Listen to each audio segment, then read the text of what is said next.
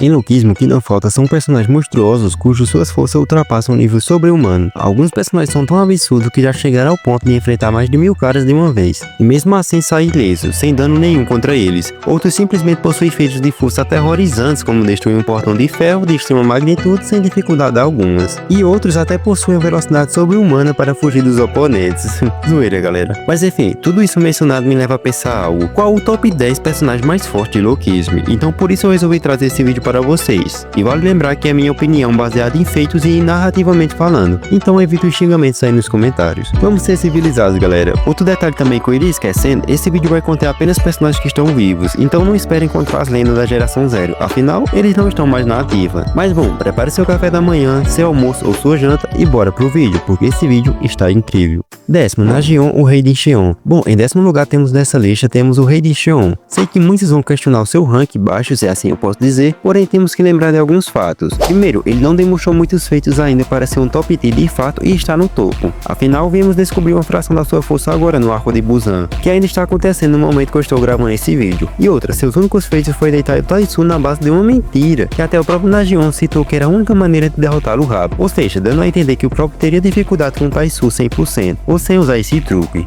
E também desferiu alguns golpes no Jinang, porém novamente vale lembrar da sua fala, ele mesmo cita que o Jinang estava cansado, que ele não estava no seu normal, dando a entender mais uma vez que ele poderia ter dificuldade contra um Jinang 100%. E mais um detalhe, ele também enfrentou o Zylide, o Park Hyuk-suk, o Jisung, o Jinrubin e o Vasco no arco de Busan, sendo até surpreendido por eles, e citando que a segunda geração não era fraca e decepcionante igual de jeito me falado para ele. Porém, todavia, entretanto, não podemos desconsiderar o fato de que ele não lutou a sério contra o Zylide. Essa luta deles foi um momento para mostrar a força do Zylide, e não uma luta até a morte, ou para ver quem sairia vitorioso. Afinal, ele nem queria lutar tanto assim de fato, apenas estava seguindo ordens, então temos que considerar isso também. Ele definitivamente não é um buja. E uma curiosidade sobre ele que eu queria deixar claro para vocês, o rei de Xion apresentou Teomastia em dois limites, o limite da técnica e o limite da velocidade. E também apenas sua presença foi suficiente para fazer o número 4 da gangue do Jiang se tremer todo e suar frio, galera. O que será que rolou na primeira geração para ele ser tão aterrorizador assim? Comenta aí o que vocês acham que rolou. Mas bom, é por todos esses motivos citados e por uma ausência de feitos que eu coloco Nagion no 10º lugar. Porém é claro que ao passar do tempo sua tendência é apenas subir.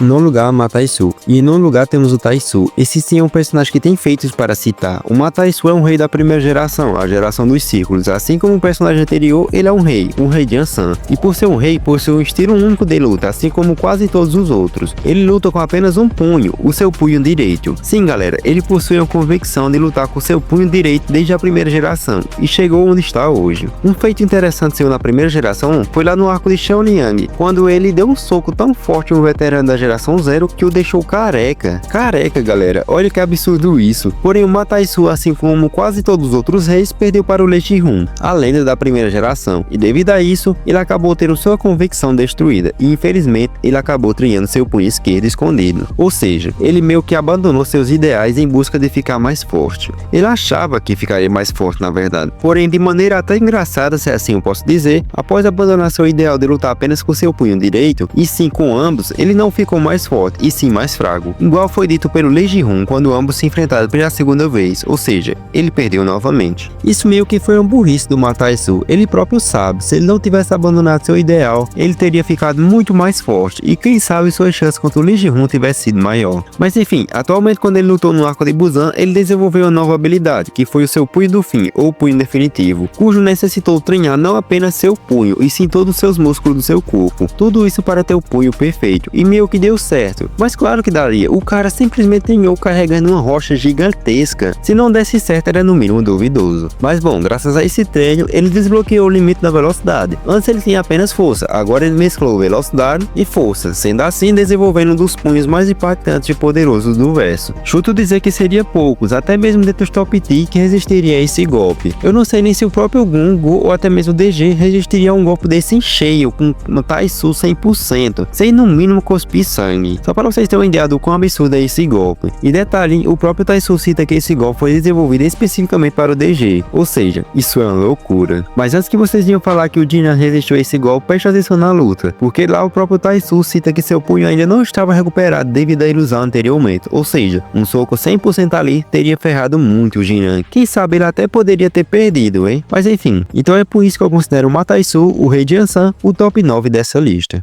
Em oitavo lugar, temos mais um rei da primeira geração, o monge Jingon Seob, o rei de Daegu. E sim, galera, sei que o monge já não está mais em seu prime devido a ter perdido sua perna em uma luta contra o Lei Ji-Hun na primeira geração, porém pra mim ele ainda está no top 10 dos mais fortes atualmente, via feitos, é claro. Bom, na primeira geração, ele sem sombra de dúvida era o mais rápido devido a seus jogos de pés e o limite da velocidade que ele possuía. Inclusive eu até sempre me perguntava por que ele não tinha os golpes invisíveis se ele era tão rápido, porém isso nunca foi respondido, galera. Além de ser rápido, ele era resistente, mas por que resistente? Bom, o monge desenvolveu seu estilo de luta assim como o Taisu, que foi o boxe de ferro, um estilo que foca essencialmente na velocidade e resistência, como podemos ver no treinamento do Jinsung, quando virou discípulo do monge. Bom, o boxe de ferro mescla dois limites, o limite da velocidade e resistência, e é justamente por isso que ele é tão forte. Um limite já é algo acima do humano comum, e dois limites é bastante foda, galera. Mas bom, um dos feitos do monge ainda na primeira geração foi teoricamente acertar o Lei Ji-Hun com um contra-ataque na sua luta. Claro, não foi mostrado ele sendo acertado, porém pelas entrelinhas podemos considerar isso, visto que o próprio DG ficou admirado após a luta e até se interessou pelo estilo de luta. E o monge até afirma que esse contra-ataque é algo bem essencial para vencer uma luta, algo assim. Porém, nessa mesma luta aconteceu algo bem triste com o monge, ele perdeu sua perna e com isso perdeu sua velocidade, mas especificamente perdeu seus pés ágeis. Entretanto, apesar de se sentir para baixo com isso, ele viu uma luz, ele desenvolveu uma técnica absurda que usa apenas um passo, sim, isso mesmo, um único passo que ele conseguiu dar com sua prótese. E essa técnica, meus sobrinhos, é monstruosa para caralho. Ele simplesmente amassou o número 6 da Gundam do Jirang, o Hashiki, com ela, ao ponto de não deixar o cara nem sequer encostar nele após usar essa técnica. E olha que esse cara também tinha uma velocidade monstruosa, e sinto dizer que ele poderia estar no top 3 da primeira geração, em velocidade. Porém, não para por aí. O monge até mesmo enfrenta o Jirang e quase o nocauteia. Ele com essa técnica, um passo, uma morte ou one step, one kill, é absurdo, galera, por causa que ele não deixa os oponentes o tocar. Ele é tipo fortaleza de ferro, igual ele menciona, e isso gera dificuldade para o Jirang. O monge é absurdo, realmente um dos mais fortes. Afinal, ele é um dos poucos que possui 3 limites atualmente, que são velocidade, resistência e agora técnica. Após o desenvolvimento do One Step, One Kill, ele é definitivamente um personagem monstruoso. Mas bom, sobrinho, sabia que você também é um dos mais fortes? Sim, galera, vocês mesmo que estão me assistindo, vocês têm a força de deixar o like nos meus vídeos e se inscrever. Façam isso, galera, por favor, porque isso me ajuda demais e estamos chegando a quase 2.000 inscritos novamente, galera. Isso é incrível, então eu gostaria de pedir sua inscrição e like, isso ajuda muito. Mas enfim, vamos lá continuar a lista. Sétimo lugar, Jirang. E em sétimo lugar temos o Lobo, o Jirang, aquele que acreditava no seu discípulo do homem mais forte de todo o universo de Loquisme, o King Capriong. E o Jirang também é um rei, assim como os outros anteriores, o rei de Busan. E bom, como assim ele era o discípulo do King Capriong? Bom, ele não era, porém acreditávamos que era, já que nos seus flashbacks dava a entender isso. Mas logo foi explicado que ele apenas recebeu um conselho e derrotou o antigo discípulo do King Capriong, um personagem bem bucha que se perdeu de fato. Mas enfim, o Jirang era um órfão que sofria diariamente junto com seus irmãos, o Bai Sang e o outro lá, o número 3. Porém, devido a essas dificuldades, ele foi crescendo, forte e lutando muito. Muito mesmo, chegando ao ponto de lutar com os cotovelos e desenvolver esse estilo de luta. Tudo isso por causa que suas mãos e punhos não suportavam mais ser usadas para lutas. Então ele resolveu usar o cotovelo, galera. Pense como absurdo isso é, galera. O cara desgastou tanto seus punhos, suas mãos em lutas, que teve que usar os cotovelos, galera, que era mais resistente. Isso é incrível e absurdo. Bom, o Jirang da primeira geração viajou pelas províncias em busca de derrotar todos os reis da primeira geração, a mano do bucho do discípulo de King Capriong, já que ele era tipo um cão dele, e com isso ele enfrentou vários reis. Acredito que ele venceu os reis mais fracos, como o de Seognan e o de Pyeongtaek. Porém não é confirmado. Ele até mesmo trocou golpes com Cao Jinchang, um dos reis mais fortes da primeira geração. Porém não teve uma luta verdadeira, se assim eu posso dizer. O Jirang certa vez se encontrou com King Capriong, aquele que era o mais forte da geração Zero quando vivo, e uma lenda. E até mesmo deu um soco no Jirang que destruiu um portão de extrema magnitude, e tudo isso em forma de uma ajuda para o Jirang. Cê é louco, galera, ajuda muito boa, hein? Enfim, o King Capriong mais da frente até dá umas dicas pro Jirang, sentindo que seus punhos são vazios, e que ele deveria preenchê-los com convicção, e assim ele conseguiria ter uma força igual a dele. E deu certo, galera. Quando o Jirang viu o discípulo do King Capriong Kyung batendo em seus irmãos, ele fica puto, ao ponto de chorar sangue. Ele fica extremamente bolado e com isso amassa esse cara, com pura convicção de proteger seus irmãos. E detalhe, essa convicção é o limite que é atingido devido à superação para proteger seus aliados. Bom, o Jirang até mesmo tira a vida desse cara, ele simplesmente amassou ele ao ponto de tirar sua vida. Absurdo isso, hein? E no presente, no arco de Busan, o Jirang teve vários feitos, como enfrentar no 1v2, o Mataisui e o monge Jigong Seob, e até mesmo lutar com Najion, o rei de Cheon, e o nosso protagonista Park Hyung-suk do corpo perfeito. Tudo isso em um dia, em poucas horas, se assim eu posso dizer. E como se não bastasse, ele enfrenta o filho do próprio Kim Ka-pyong, o Kim Jin-tae. E meus amigos, aí acontece o seu ápice de força. Na possível morte de um de seus irmãos, o Baek-sang, o Jirang chora sangue mais uma vez e exala pura convicção partindo pra cima do Jin-tae, desferindo uma sequência de combos com convicção, uma sequência tão absurda que qualquer outro oponente poderia ter ido de F ali, hein? Porém, já que era o Jin-tae, isso não aconteceu. Mas enfim, é graças a tudo isso, esses feitos, que o Jirang está aí nesse top. Sexto lugar, Lee Do-gil. E em sexto lugar temos o Lee Do-gil, o lutador prodígio, aquele que possui o instinto animal absurdo e era membro do punho de Kim Ka-pyong no passado. Mas antes de falar sobre ele, eu queria deixar uma menção honrosa ao Park Ji-young, o lendário copiador da geração Zero, que inclusive já foi dito que ele venceu o Lee Do-gil por possuir o talento de copiar. Eu resolvi não colocar ele nesse vídeo por causa que ele não luta tanto mais, ele não está em sã consciência, então por isso não resolvi colocá-lo. Porém, estou deixando essa menção dele. Enfim, o Lee Do-gil, sem sombra de dúvidas, é um monstro como mencionei nesse meu vídeo que está passando. Ele já enfrentou diversos monstros, tanto em Loquismo como em Manjikin, outro manhwa do universo de Loquismo. Um de seus maiores feitos foi a luta contra o Go na primeira filial, uma luta tão sangrenta que eles quase lutam até a morte. E olhe que ele não está mais na sua época de ouro, hein, que era a geração Zero, porém mesmo assim parece que ele nunca sai do seu auge. O Do-gil é um tão absurdo que apenas um peteleco dele, se assim eu posso dizer, possui uma força absurda, que se acertasse teria matado Yosung, um dos mais fortes da segunda geração e membro dos Orcs. Mas enfim, o Lee Do-gil é tão foda que o próprio Gon achava que seria ele ou o Go que o mataria. Isso é foda, hein, galera? Eu não me estenderei tanto sobre o Do-gil, afinal no meu vídeo dos monstros eu falo mais dele. Então eu quero que vocês assistam esse meu vídeo sobre os monstros, porque lá eu falarei um pouco mais sobre o Lee Do-gil. Então, vamos lá. Em quinto lugar, Jong-woo. Em quinto lugar temos o Jong-woo, o mestre das armas de Loquismo e um dos nossos loirinhos favoritos. O Jong-woo era o do subordinado direto do Choi So-dong, ou melhor, o Elite, o número 2 do punho de Kim Ka-pyong. O Go, sem sombra de dúvidas, é um top tier de Loquismo que já enfrentou vários caras e derrotou. Um exemplo disso é o Han Shi-woo, o ex-líder do Big Deal, que era extremamente forte e possui os golpes invisíveis atualmente. Porém, claro, naquele tempo ele ainda não possuía. Não que isso fosse mudar algo hoje em dia, né? Enfim, o Jong-woo também foi um dos poucos, na verdade um dos 3 personagens que já enfrentou Park Hyung-suk no Ui e saiu vitorioso. E bom, como eu falei antes, o Go é o mestre das armas, mas o que isso significa? É literalmente como o nome diz, quando o Go toma posse de qualquer objeto, qualquer mesmo, ele transforma isso em arma. O exemplo mais absurdo foi quando ele usou um relógio e uma caneta para usar uma arma, e transformou em uma arma mortal, galera. Na vez que ele usou o relógio foi na luta contra o Park Ji-seo, o deus da guerra de Manjikin, um cara que sem sombra de dúvidas no auge era um dos mais fortes do verso. E detalhe, não ache que ele ficou mais fraco só porque ele usou o relógio como arma. Não, galera, pelo contrário, ele deu um baita trabalho ao Jin-seo quando usou o relógio. Um exemplo disso foi quando ele usou o relógio para cortar a arma do Jin-seo, galera, antes dele disparar. Olha quão absurdo isso é, galera. E outra, além de ser o mestre das armas, sem sombra de dúvidas, seu máximo é quando ele utiliza 2 katanas. Aí sim podemos ver o quão forte ele é. Ele tem até o mesmo um golpe quase autodestrutivo, se é que vocês me entendem. Quando ele usou esse golpe, ele só perdeu por 1 por causa da culpa do roteiro que o PTJ estava escrevendo em cima do Gun, porque se não fosse isso, era F-Gun. Outro feito notório do Go foi na sua luta contra o Lee Do-gil lá na primeira filial. Meus amigos, aquilo foi uma luta de quase morte. Inclusive, se vocês quiserem um vídeo sobre essa luta, comenta aí no comentário, galera, que eu irei falar essa luta, porque ela foi sangrenta e incrível, galera, sem sombra de dúvidas. Mas enfim, o Jong-woo é absurdo, e se vocês quiserem ouvir mais um pouco desse estilo dele, confira esse meu vídeo que está aí passando aí no card. Quarto lugar, Park Hyung-suk, instinto superior. Sim, galera, e em quarto lugar temos a máquina de combate de Loquismo. Vocês podem até estranhar ele estar em quarto lugar e não em primeiro, visto todos os feitos que ele possui. Mas bom, o motivo é algo óbvio que eu irei explicar. Os feitos do Park Hyung-suk acredito que dispensa comentários, porém irei lembrá-los. O Park Hyung-suk no seu modo inconsciente, que é chamado de instinto superior, é absurdo, galera, visto que ele se adapta ao nível do oponente, independente se for fraco ou forte.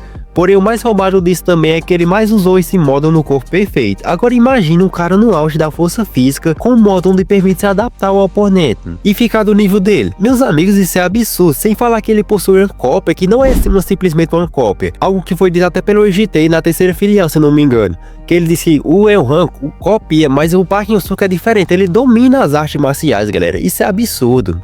Ele até mesmo na sua primeira luta contra o Jong-gun, lá nos primórdios de Loquismo, entre o capítulo 240 e diante, se não me engano, ele quebrou o braço do Jong-gun, algo que naquele tempo foi um feito que ninguém conseguia fazer, galera. E detalhe, eu não considero essa luta contra o Gun uma derrota, afinal ele recuperou a consciência por causa que a luta esfriou um pouco mais, ou seja, diminuiu o ritmo, porque se não fosse isso, ele poderia ter ganhado do Gun, mas não aconteceu. Outra vez que ele quase ganhou, mas recuperou sua consciência e saiu do instinto superior, foi na luta contra o Jong-gun, lá na terceira filial, do capítulo 342, quando ele solou os 4 líderes de grupos, como o Jim Young, Seo Seog, Ji-tae e até mesmo Elhan, que chegou depois para simplesmente copiá-lo. Ele solou todos eles e em seguida bateu no Jong-gun, porém acabou recuperando a consciência novamente e sendo assim o Jong-gun saiu por cima, literalmente. Mas recentemente o PTJ atribuiu uma fraqueza ao instinto superior dele, já que ele estava extremamente quebrado, que foi realmente essa adaptação que eu falei. O oponente dele pode simplesmente lutar de uma maneira mais fraca para o Park Hyun-suk diminuir seu nível e ficar mais fraco. Aí em sequência disso o oponente vai lá e desfere um golpe absurdo aumentando sua força antes que o PHS eleve seu nível. E foi desse jeito que o Jong-gun derrotou o PHS na captura do Gun. E detalhe, o Gun ali estava com praticamente 1 de HP em sua forma base e seu estilo superior, galera. Isso é absurdo, o famoso roteiro que muitos falaram. Mas enfim, o motivo do PHS estar em quarto lugar e não em primeiro, visto todos seus feitos, é apenas isso, a fraqueza do Seui, porque enquanto ele não dominar Seui e permanecer com essa fraqueza, qualquer um que saiba a fraqueza e tenha a tal força necessária para derrotá-lo, irá vencê-lo. Enfim, então é por isso que ele está em quarto lugar. E em terceiro e segundo lugar temos dois personagens que atualmente não podemos distinguir quem é mais forte do que o outro, afinal ambos possuem a mesma narrativa e feitos semelhantes. E quem são eles? São Lee Ji-hoon, conhecido como a lenda da primeira geração, e o Kim Ji-tae, o filho da lenda da geração zero, o Kim Capriong. Bom, vamos começar pelo Kim Ji-tae, ele que nos foi apresentado pela primeira vez como o rei de Seul, mas nem sempre ele foi o rei de Seul, afinal, antes dele quem possuía esse título era o Kalk Jin-chang. Porém, certo dia o Ji-tae acabou enfrentando o Kalk Jin-chang em uma luta que nem podemos considerar uma luta de fato, de tão humilhante que foi para o Jin-chang. O Ji-tae simplesmente partiu para cima do Jin-chang e demonstrou tanto uma força como velocidade superior em muito ao Jin-chang, ao ponto de ser comparado à força e velocidade de outros dois reis, como o Jin Gong-seob e o Ma Tai-su, que são o top 8 e o 9 desse vídeo. E percebe-se que esse feito para ele é incrível, já que ele possui uma força e velocidade semelhante aos melhores atributos dos reis. Isso é insano, e detalhe, ele quase passa um Jin-sang, se é que vocês me entendem. Ele só não o matou porque não quis mesmo, e também porque foi interrompido por os policiais, mas mesmo assim, se ele quisesse, ninguém poderia pará-lo ali. E detalhe, dentre os reis da primeira geração, o Jin-chang ficava no top 5 ou mais facilmente, hein? E foi humilhado pelo Ji-tae. Mas enfim, outro feito do Ji-tae foi no arco de Busan, quando ele simplesmente derrota o Jirang. Sim galera, ele derrota o Jirang, que recebeu umas dicas do próprio pai do Ji-tae, e ele não era bucha. O pior de tudo é que além de derrotá-lo, ele arranca seu braço. Sim, ele é o responsável por deixar o Jirang só com um único braço. E como se isso não bastasse, antes dessa luta ele ainda tira a vida do número 6 e 5 da gangue do Jirang, e simplesmente humilha os Allied também, ao ponto de deixá-los todos ensanguentados. Ele é um verdadeiro monstro galera, por isso ele está no top 2/3 desse vídeo. E agora falarei um pouco sobre o Lee Ji-hoon, a lenda da primeira geração. E bom, seus principais feitos foram na geração anterior, ou seja, a primeira geração, ele foi o responsável por dar um fim a ela, devido a derrotar praticamente todos os reis regionais. Aqueles eram os mais fortes da geração. Esse fim da geração foi devido ao fato que o Lee Ji-hoon e o Charles Choi tinham planos de iniciar a segunda geração, mas eles não queriam os círculos nela. Explicando melhor, os círculos eram como os grupos dos reis da primeira geração. Porém agora eles queriam os 4 grandes grupos que serviriam como meio de conseguir uma certa riqueza.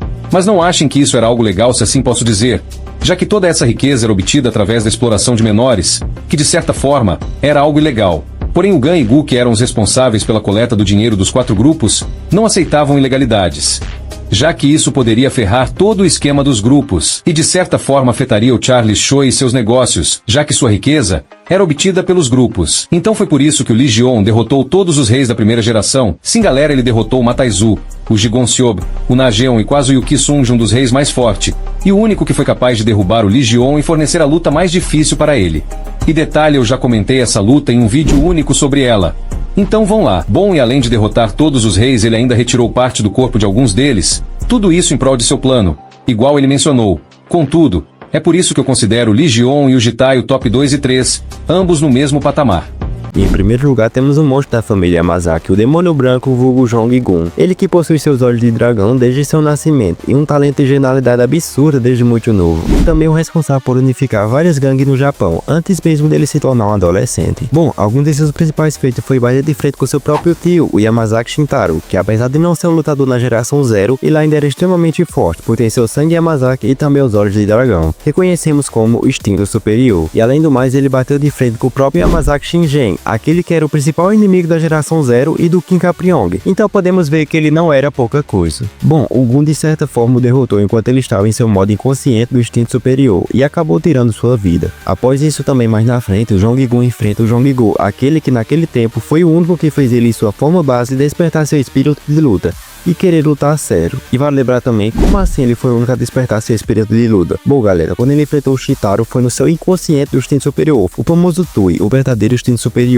Já contra o Gu, ele estava em sua forma base, por isso que despertou sua adrenalina. Porém, a luta foi interrompida pelo Lee Ji-hoon. Outro feito notório do Jong-gun também foi já ter derrotado todos os principais caras da segunda geração, como Jim Young, Go Ji-tae, Seo Seong e também o Eun-han. Mas bom, quem são eles? Eles são alguns dos mais fortes da segunda geração, inclusive eles estão no meu top 11 mais fortes da segunda geração. O Jim Young é irmão do Kim Ji-tae e filho do homem mais forte da antiga era, o King Capriong e líder do Big Deal. O Eun-han é o segundo mais forte da segunda geração e líder do God Dog e também um monstro fopeador. O Seo Seong é um rival do Jim Young, tão forte quanto ele. E o Ji-tae é alguém dito pelo Gun com o potencial de ser o rei, mas mesmo assim escolhe ser a espada do Jim Young. Bom, o Gun até mesmo já enfrentou o Park Yong-suk no instinto superior 2 vezes. Na primeira ele ganhou e afirmou ter sido uma de suas melhores lutas, melhor do que sua noite com qualquer mulher. E também ele já quase lutou com Lee Ji-hoon no arco da captura do Big Deal, porém a luta não aconteceu. Enfim, seu ápice foi no arco da sua captura, onde todos da segunda geração, os 4 líderes de grupos, os Allied e até mesmo Lee Ji-hoon estavam envolvidos para capturar o Gun. Porém, ele simplesmente derrotou mais de 1000 caras em questão de minutos e ainda derrotou os mais fortes da segunda geração, sem muita dificuldade, galera. Os únicos que deram uma certa dificuldade a ele nesse arco foi o Eun-han, quando despertou seu caminho, o Jong-go, que lutou contra o Gun no instinto superior dele inconsciente, e o Park Yong-suk no instinto superior. Essa luta foi insana, galera. Se vocês quiserem, eu posso fazer um vídeo sobre esse arco para vocês entenderem melhor. Então, comente aí. O Jong-gun é simplesmente um monstro, o GOAT e o top 1 atualmente via feitos, galera. Isso é indiscutível. Uma certa galera vai falar que é o Kim Ji-tae, porém o Jin-tae não tem feitos ainda para colocar ele no top 1, igual o GOAT Gun. Enfim, esse foi o meu vídeo. Eu espero que vocês tenham gostado. Se gostaram, eu quero que vocês deixem o like e se inscrevam no meu canal, porque isso me ajuda muito, galera. E outra, eu queria pedir perdão a vocês por causa que algumas partes, meus áudios ficou um pouco diferente do normal, certo? E eu até tive que usar uma voz robótica, assim, eu posso dizer, na parte do Lee Ji-hoon. Eu queria pedir desculpa por isso, foi que deu um certo problema no áudio e eu não consegui usar minha voz. Enfim, galera, esse foi o meu vídeo, espero que vocês tenham gostado. Se gostaram, deixa o like e falou!